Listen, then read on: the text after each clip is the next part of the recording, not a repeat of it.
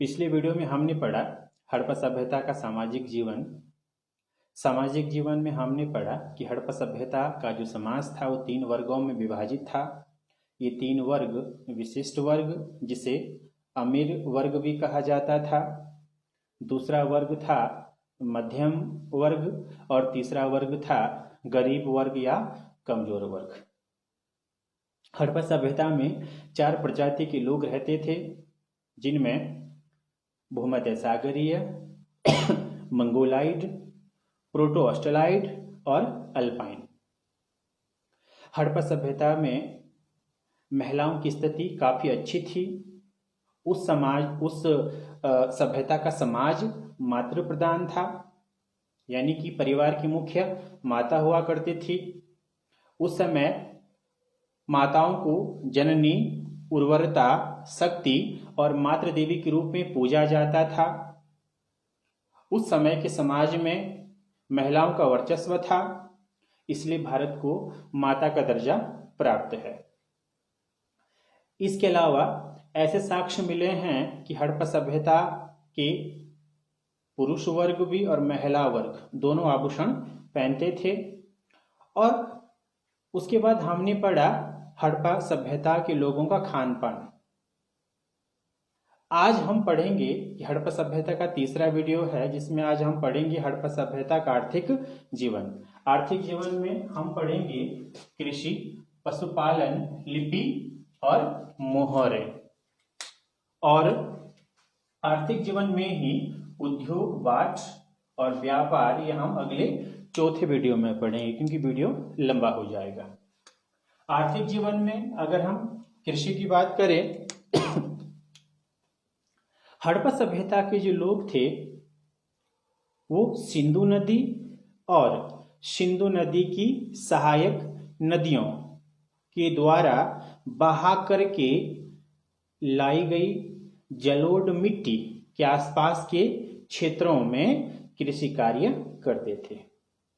अर्थात हड़प्पा सभ्यता के लोग सिंधु नदी और सिंधु नदी की सहायक नदियों झेलम, चिनाब, रावी, व्यास, सतलज के आसपास के क्षेत्रों में कृषि कार्य करते थे। हड़प्पा सभ्यता के लोग मुख्य रूप से 9 फसलें उगाते थे। अब हमें कैसे कह सकते हैं कि ये लोग 9 फसलें उगाते थे? इसका भी प्रमाण है। 1921 में दयाराम साहनी ने इस सभ्यता का पहला नगर खोजा, हड़प्पा।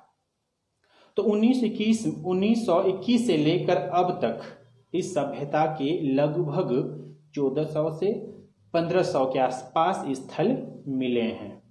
तो अधिकांश स्थलों से जब इन स्थलों का जब उत्खनन किया गया, खुदाई की गई, तो अधिकांश स्थलों से इन 9 फसलों के साक्ष्य मिले हैं। अभी 9 फसलें कौन कौन सी थी? ये 9 फसलें थी गेहूं, जौ, कपास, तरबूज, खरबूज, राई, तिल, सरसों और मटर। यानी कि ये 9 फसलें थी गेहूं, जौ, कपास, तरबूज, खरबूज, मटर, राई, तिल और सरसों। ये इनकी मुख्य फसलें थी। इनके अलावा कुछ अन्य फसलों के उगाए जाने के भी साक्ष्य मिले हैं।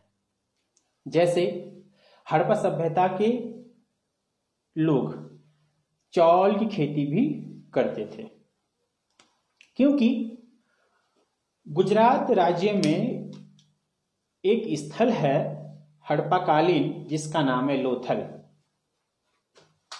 गुजरात राज्य में लोथल है, तो लोथल से जो है चावल के दाने प्राप्त हुए हैं।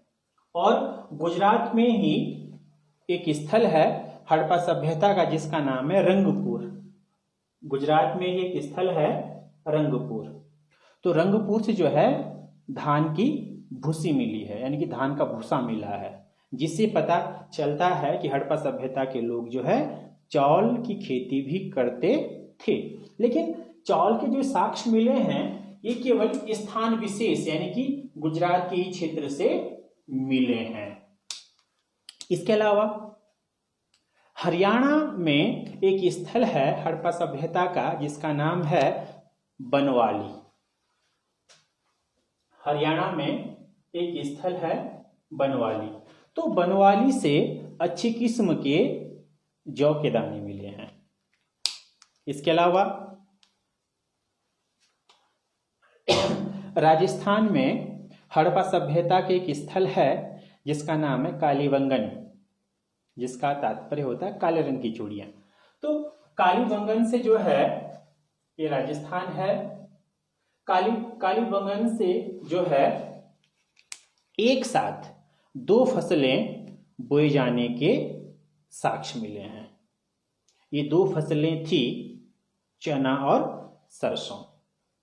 यानी कि राजस्थान के कालीबंगन से एक साथ 2 फसलें बोए जाने के साक्ष्य मिले हैं, जिससे पता चलता है कि हड़प्पा सभ्यता के लोग एक खेत में एक ही समय में 2-2 फसलें भी उगाते थे। ये लोग मिश्रित खेती भी करते थे।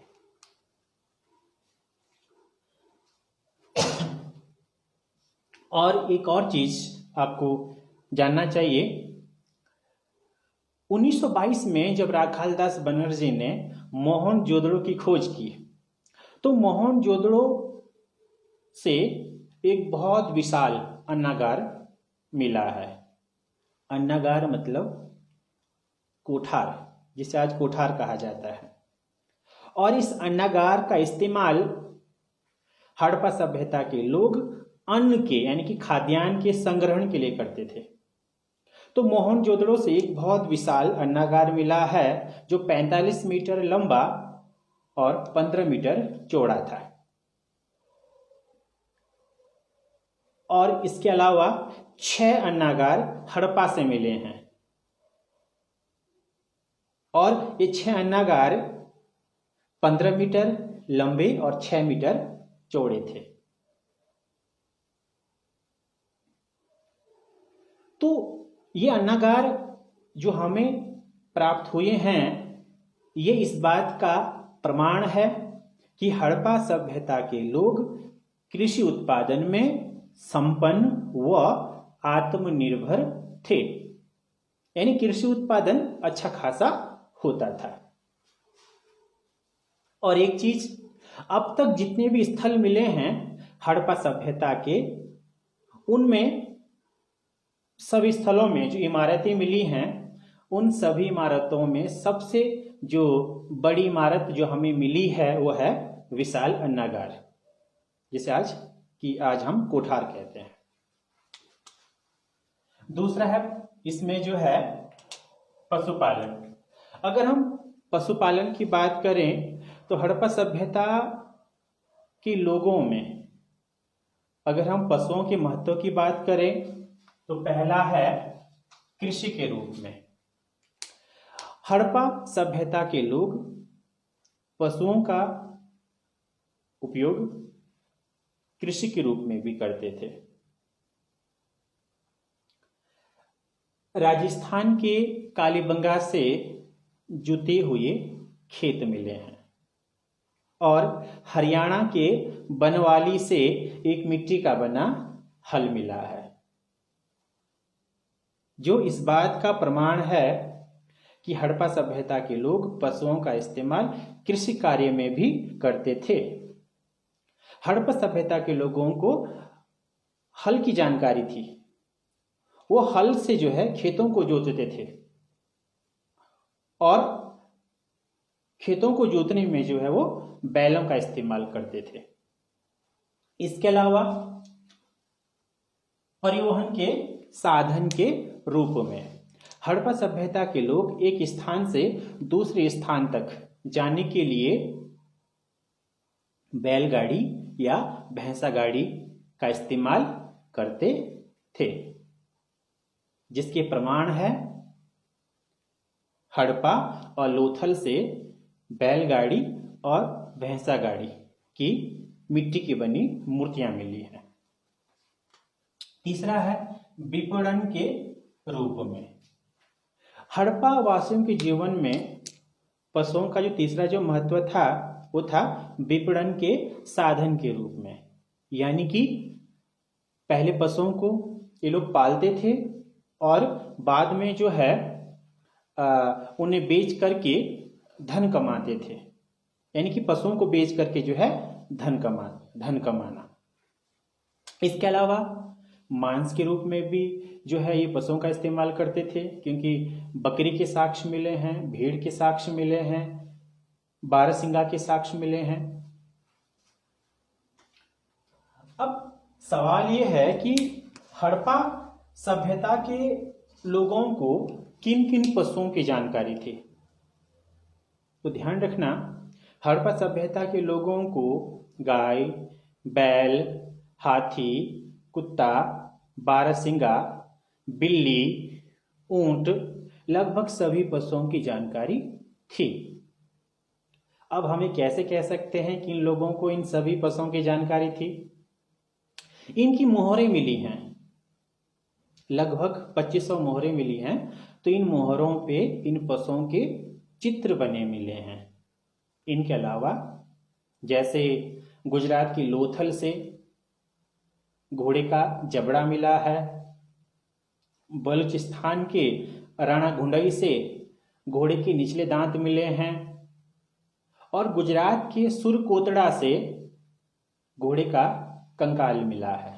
इसके अलावा राजस्थान की कालीबंगा से ऊंट की हड्डियां मिली हैं।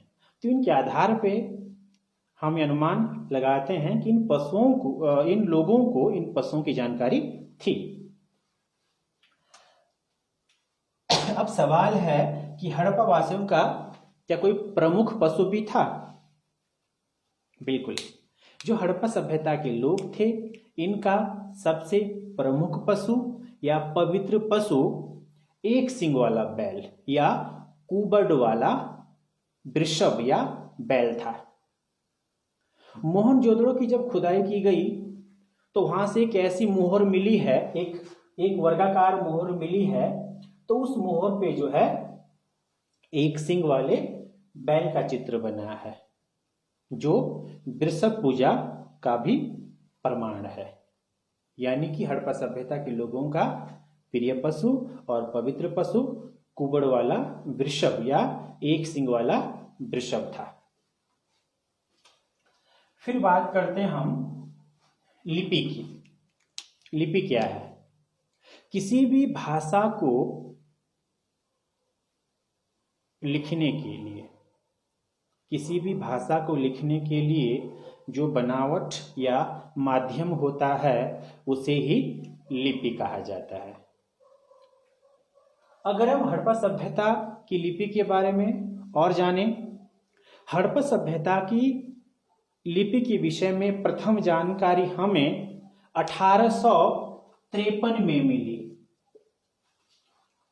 हड़प्पा सभ्यता की लिपि के विषय में हमें पहली बार जानकारी 1853 में मिली, और 1923 तक इस सभ्यता की लिपि को इकट्ठा करके इसका संकलन किया गया। यानी कि 1853 में इस लिपि का प्रथम साक्ष्य मिला और 1923 तक इस लिपि का संकलन कर लिया गया, जिससे हमें पता चला कि हड़प्पा सभ्यता की जो लिपि है उसमें 64 मूल चिन्ह हैं, 350 से 400 के बीच चित्र और अक्षर हैं।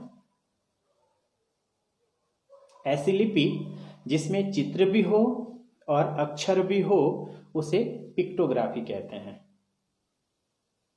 और अगर हम चित्रों की बात करें तो जो है मोहरों पे, घरों में सर्वाधिक जो है, अगर चित्रों की बात करें तो मछली के आकार का चित्र सर्वाधिक बार मिला है। और अगर हम अक्षरों की बात करें तो अंग्रेजी के यू आकार का अक्षर सर्वाधिक बार मिला है।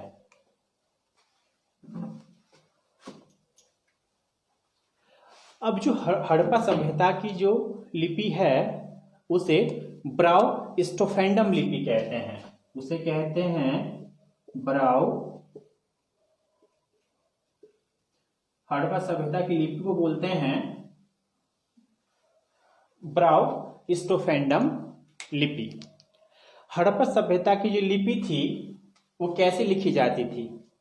हड़प्पा सभ्यता की लिपि की जो पहली पंक्ति है वो दाईं ओर से बाईं ओर, यानी कि अगर पहली पंक्ति लिख रहे हैं तो हड़प्पा सभ्यता की लिपि जो है वो दाईं ओर से बाईं ओर लिखी जाती थी, यानी कि पहली पंक्ति दाईं ओर से बाईं ओर, और दूसरी पंक्ति बाईं ओर से दाईं ओर, और तीसरी पंक्ति दाईं ओर से बाईं ओर, और चौथी पंक्ति बाईं ओर से दाईं ओर लिखी जाती थी। और खास बात यह है कि इस लिपि को अब तक पढ़ा नहीं जा सका है। अभी भी इस सभ्यता के विषय में बहुत सी चीजें रहस्य बनी हुई हैं। जैसे क्या हड़प्पा सभ्यता के लोग आत्मा को मानते थे, परमात्मा को मानते थे? क्या वो कर्म के सिद्धांत को मानते थे? क्या मनुष्य का पुनर्जन्म होता है? क्या वो जानते थे? क्या वो मानते थे? तो ये सब चीजें इनका हमें अब तक पता नहीं चला है। यानी कि हड़प्पा सभ्यता का जो ये दार्शनिक पक्ष है, इसके विषय में हमें तभी जानकारी मिलेगी जिस दिन हम हड़प्पा सभ्यता की लिपि को पढ़ लेंगे। इनकी जो लिपि थी वो थी चित्राक्षर या भाव चित्रात्मक, जो अब तक पढ़ी नहीं जा सकी है।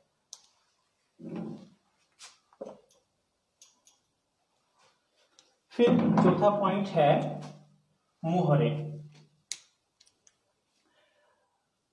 अब तक हड़प्पा सभ्यता की या हड़प्पा सभ्यता के लोगों की लगभग 2500 मोहरे मिल चुकी हैं। यानी कि अब तक इस सभ्यता की 2500 मोहरे मिली हैं। और ये मोहरे जो है, इनका जो आकार है, ये मोहरे दो प्रकार की मिली हैं। एक है आयताकार, कुछ इस तरह की, और दूसरी जो मोहरे मिली हुआ है वर्गाकार। यानी कि जो 2500 मोहरे अब तक मिली है हड़प्पा सभ्यता के लोगों की, ये दो प्रकार की थी, आयताकार और वर्गाकार। इनमें भी सर्वाधिक जो है, जो ज्यादा संख्या में जो मिली है वो वर्गाकार मिली है। और बात, इन 2500 मोहरों में सर्वाधिक मोहरे, लगभग 1200 के आसपास मोहरे मोहनजोदड़ो से मिली हैं। और जो ये मोहरे हैं, इन मोहरों पर पशुओं के चित्र, पक्षियों के चित्र, पेड़ पौधों के चित्र, इनके अलावा सांप, बतख, इनके चित्र बने मिले हैं। और कुछ मोहरों पर कुछ लिखा मिला है जो अब तक पढ़ा नहीं जा सका है।